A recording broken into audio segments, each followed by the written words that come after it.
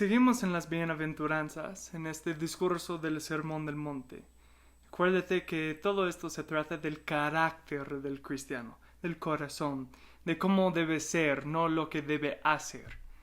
Y muchas veces hemos corrompido esto para decir que es algo que no es, que es una lista de quehaceres, pero Cristo está describiendo a una persona. Y la descripción siguiente que tenemos es una descripción muy interesante, incluso desafiante, si nos acordamos que bienaventurado en el griego incluso puede traducir feliz.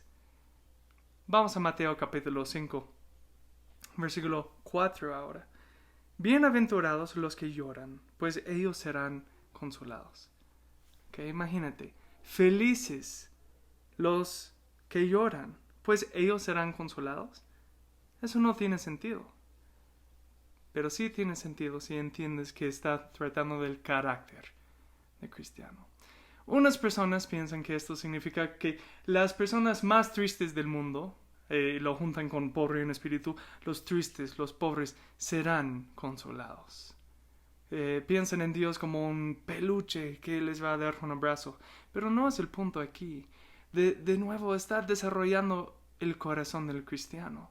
El cristiano que es pobre en espíritu, porque se da cuenta y aprende que no tiene nada ante Dios, queda con cero, nada, solo arrepentimiento. Es la única cosa que podemos brindar a Dios.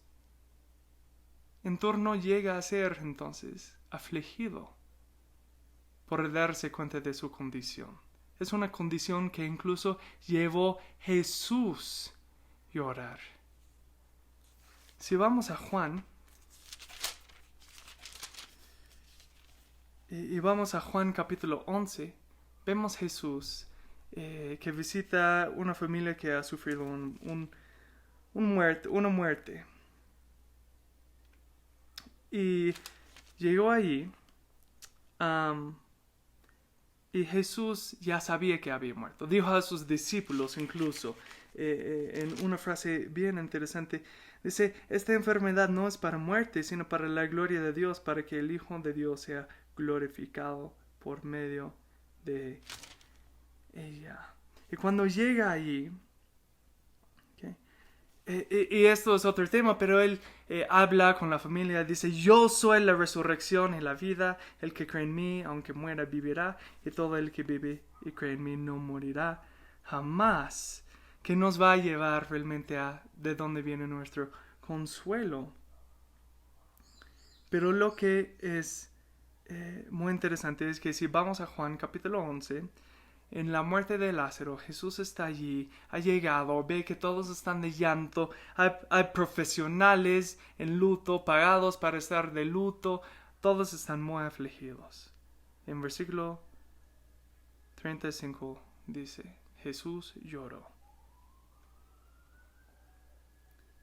Ahora, muchas personas quieren enfocar en ese Jesús lloró y decir, mira la humanidad de Jesús, de hecho fue humano, tiene sentimientos, se empatiza con nosotros, y esas cosas son veraces, pero no realmente es el punto de llorar. Jesús simplemente lloró porque estuvo afligido. Miró a su alrededor, a todo el llanto, el dolor, el sufrimiento, la enfermedad y la muerte. ¿Qué es culpa de qué? El pecado. El pecado es la raíz de todo el sufrimiento que sucede en el mundo, de todo dolor, de toda maldad, de toda muerte. Y Jesús lloró. Es interesante que nunca en la Biblia encuentres Jesús se rió. No. Pero sí habla de que Jesús lloró. Jesús era un hombre serio, no es decir que nunca se rió de verdad, solamente no lo menciona, ¿no? Pero Jesús era un hombre serio, vemos que tomaba las cosas en serias. Muchas veces hablamos de eso como algo malo. Ay, es muy serio esa persona, es muy serio. Pero eso no es malo. Serio es tomar las cosas por lo que son. Ser sombrío, o sea, tener siempre una sombra sobre nosotros y siempre que estamos como una nube con lluvia cayendo sobre todos, arruinamos la diversión de todos. Eso es otra cosa, ese es ser sombrío, de ser como una sombra. Pero ser serio es lo que era Jesús, porque ¿cómo que no va a ser serio? Él vino a la tierra para morir, para ministrar a los enfermos. Él vino a un mundo lleno de pecado siendo alguien perfecto, un Dios perfecto. Por supuesto, estuvo serio, porque vino con una misión y estuvo determinado. Pero cuando vio las consecuencias del pecado, fue conmovido y lloró. El cristiano también debe ser así. Nosotros cuando nos damos cuenta que estamos pobres en espíritu, lloramos. Porque nos damos cuenta de nuestra situación, que nuestra situación más bien es desesperante, es horrible. Yo no tengo nada a ofrecer a Dios y por eso voy al infierno. ¿Ahora qué? Soy afligido por mi pecado. Y es más, cuando realmente llego a poner mi fe en Cristo, soy afligido por el pecado de los demás. Me duele cuando alguien más cae en el pecado. Pablo nos enseña que debemos lamentar lo que es el lamento de los demás en la iglesia. Debemos sufrir como familia y regocijarnos como familia.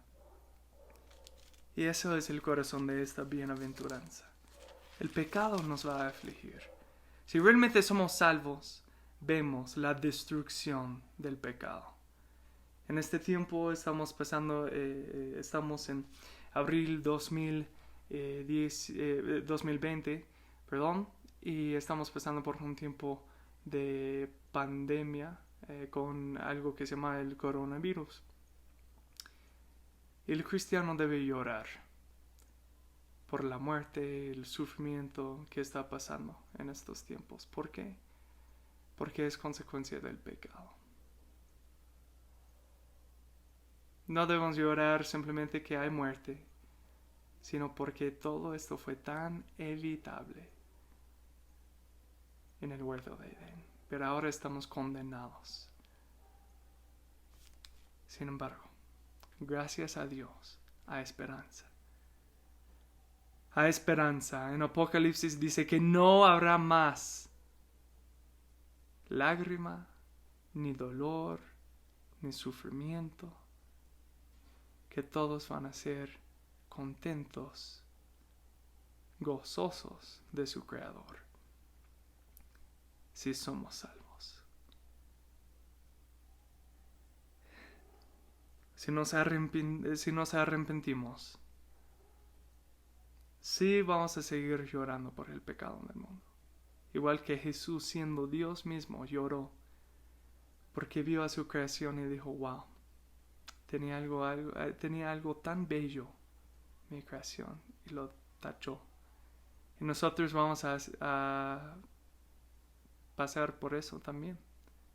Vamos a tener hermanos caídos, personas que rechazan el evangelio, y si tú no estás conmovido por ellos, wow, entonces realmente no tienes el corazón de Cristo. El cristiano llora por el pecado, porque quiere curar el pecado. Por medio del evangelio tiene la respuesta ante el pecado. Y gracias a Dios por este evangelio, los que lloran serán consolados. No lloraremos más, sino estaremos en el paraíso por la eternidad, consolados por nuestro gran consolador que nos salvó en la cruz.